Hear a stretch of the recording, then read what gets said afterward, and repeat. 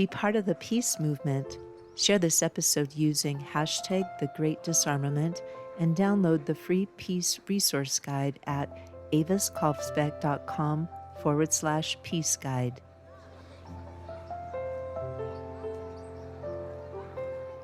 The Great Disfarmament, The Great Disarmament, Part 5, Cold Crops.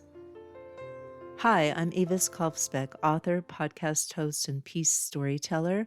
This is The Great Disfarmament, The Great Disarmament, a special podcast series from Pieces Here, tracing the parallel histories of how we learn to kill and how we might stop.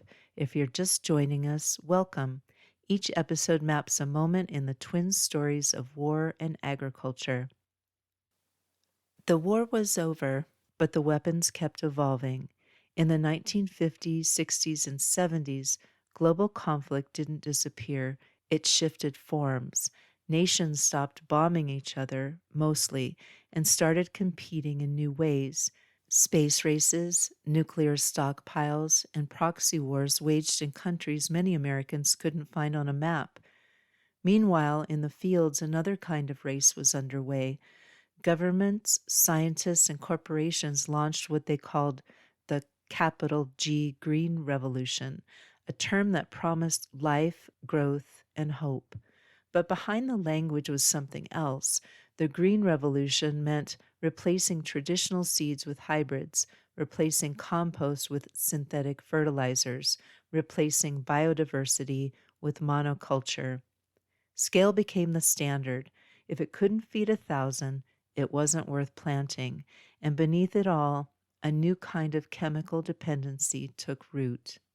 The Cold War introduced a different kind of militarism, one rooted not in direct combat, but in threat, surveillance, and control. The United States and the Soviet Union amassed nuclear arsenals capable of destroying the world many times over. War became less about soldiers and more about deterrence, less about boots on the ground and more about hands on buttons, missile defense systems, reconnaissance satellites, early computing. It was a doctrine called mutually assured destruction, and somehow it worked. Well, if by worked we mean that 2 nuclear bombs were dropped on civilians, killing over 200,000 people and injuring tens of thousands more. For the next 30 years after Vietnam, the war remained theoretical, suspended in a constant state of readiness. And in that suspended tension, profit and power flourished. Now shift your gaze from missile silos to farmland. The Green Revolution began in Mexico in the 1940s, selected by American agronomists for its political stability and year-round growing conditions.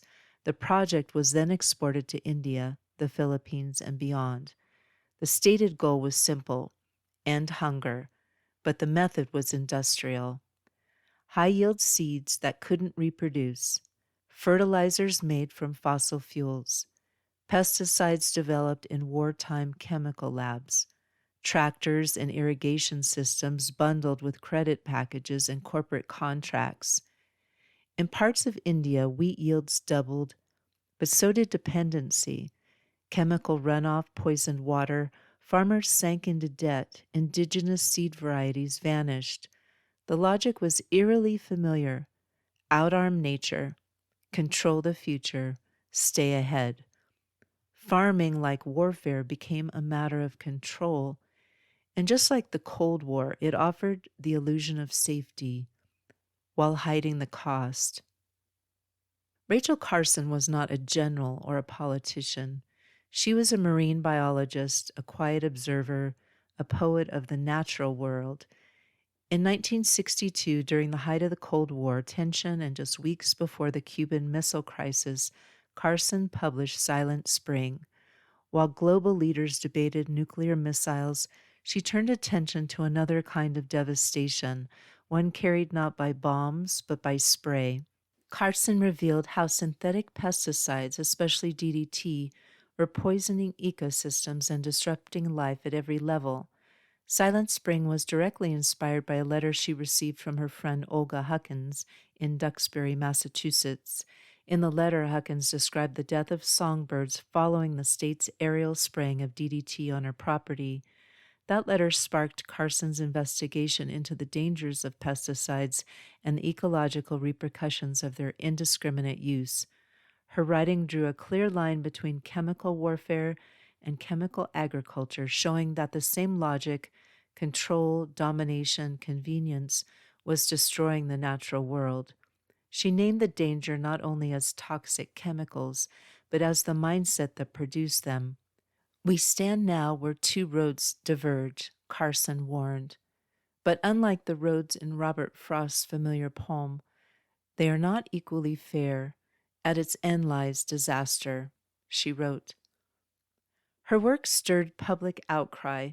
It led to bans on DDT, inspired the modern environmental movement, and offered a rare act of restraint in a culture of escalation.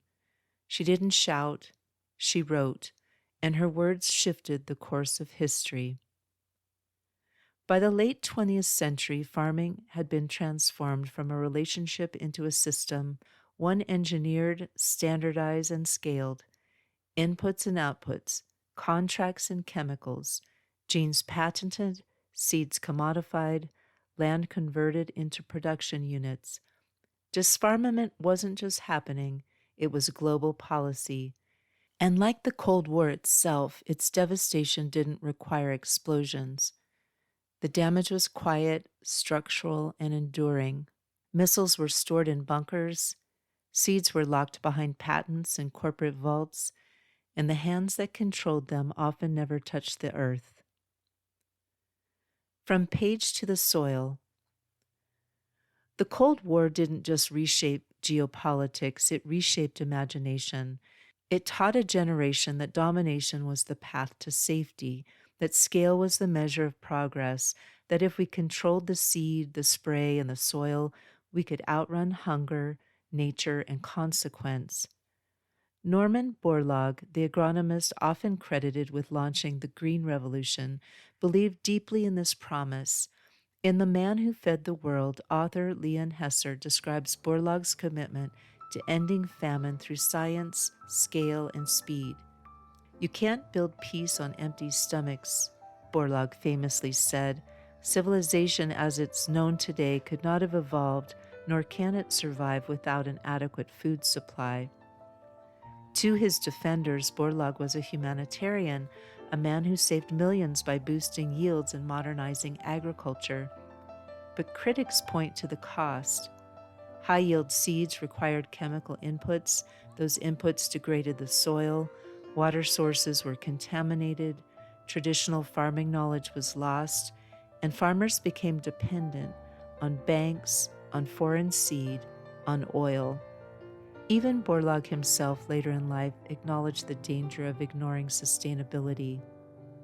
"If we continue to increase yields without care for the soil," he warned, "we will solve one problem only to create another." Rachel Carson offered a counterpoint. She warned not just of chemicals, but of forgetting that the soil is alive, that restraint is not weakness, that we are part of the systems we try to manage. Silent Spring asked a Cold War generation to reconsider the story it was telling about nature, power, and peace. She didn't reject science, but she rejected domination. The soil still remembers her question, and perhaps so do we.